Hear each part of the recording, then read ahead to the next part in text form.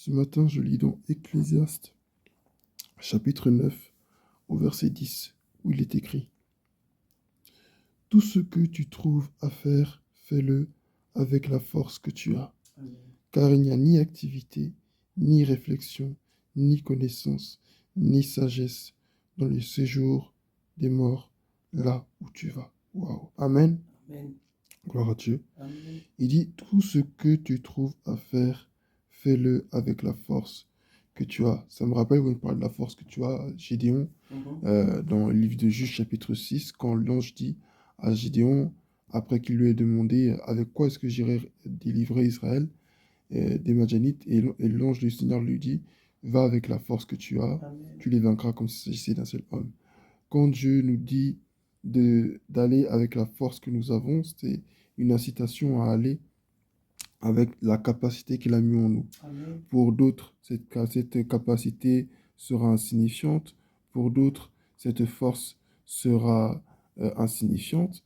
Mais pour Dieu, elle est suffisante pour réaliser ce qu'elle doit réaliser.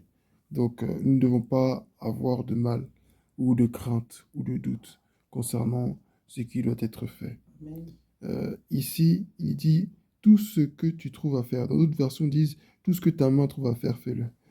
Et ici, ça peut être aussi, c'est souvent, comment je peux dire ça, Euh, une réponse à quelqu'un qui s'interroge beaucoup sur sa destinée, Amen. qui ne sait pas quoi faire, qui ne sait pas où aller.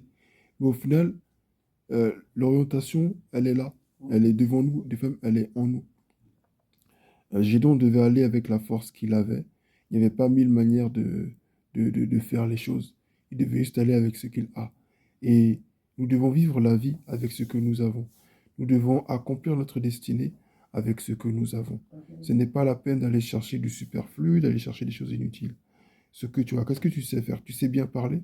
Très bien, cherche un métier où la parole sera importante. Tu as une fibre artistique? Très bien, cherche un métier où l'art est important. Cherche un domaine où ton don sera mis en valeur. Et je vais finir par là. Dans la parabole des talents avec Jésus, dans la parabole des talents que Jésus donne, chacun a reçu un certain nombre de talents. Les talents, comme on sait, c'est pas avant tout une capacité, mais c'était de la monnaie. Amen. Et chacun a reçu un certain nombre de pièces. Et deux serviteurs ont fait fructifier, se sont enrichis en tout cas avec l'argent qu'ils avaient reçu. Et le dernier a préféré enterrer la seule pièce qui lui a été donnée. Et quand le maître est venu, il lui a reproché de l'avoir fait. Amen. Pour dire que tout ce que nous avons le pouvoir, la capacité de le faire fructifier. Et nous ne devons pas enterrer ce que Dieu a mis en nous. Amen. Amen. Donc, c'est ça. Faisons avec ce que Dieu nous a donné et n'essayons pas de faire des choses inutiles. Tout est là. Des fois, on veut prier, Seigneur, montre-moi où je dois aller, qu'est-ce que je dois faire. Non.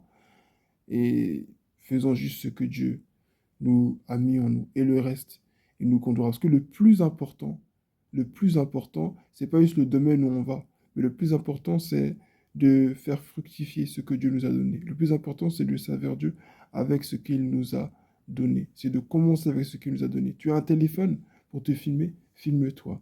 Qu'est-ce que tu as chez toi? Qu'est-ce que tu as dans ta maison?